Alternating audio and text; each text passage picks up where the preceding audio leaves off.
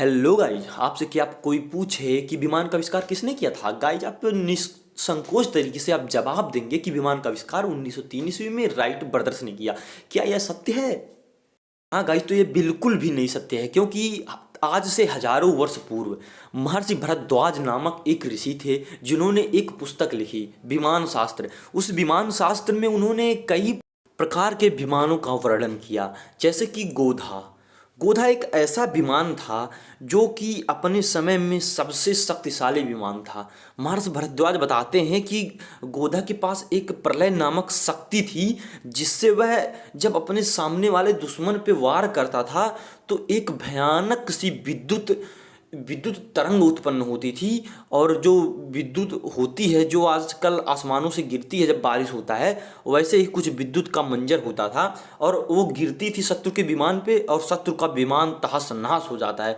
आज भी आप देखो, जो होती है आसमान से जो विद्युत गिरती है उसकी स्पीड कितनी तेज होती है बस, और सामने जिस पेड़ पे गिर जाती है, जिस घर पे गिर जाती है, कितने तेजी से ध्वस्त कर देती है। कुछ उसी प्रकार गोधा विमान अपने सामने वाले दुश्मन के विमान को उसी प्रकार से ध्वस्त कर दिया करते थे। जब गाइस बात करें अगला कौन सा विमान था, तो उसका नाम था जलद रूप। जलद रूप माना जाता है कि वह विमान है जिस विमान को बादलों के बीच में रहने की आदत थी। इसका मतलब नहीं कि वो बादलों के बीच में रहता था, लेकिन उसकी बनावट कुछ ऐसी थी कि वो बादल की तरह दिखता था।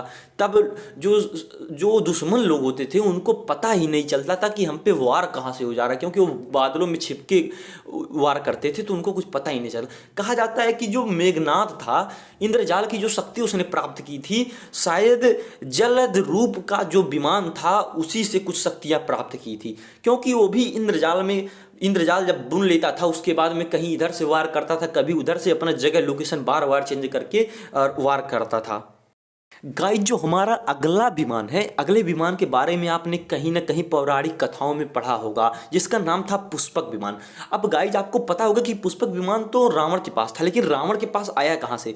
क्योंकि इसको बनाए थे कर्दम ऋषि, और कर्दम ऋषि ने कुबेर को दिया था और कुबेर से जीत करके रावण ले लिया था।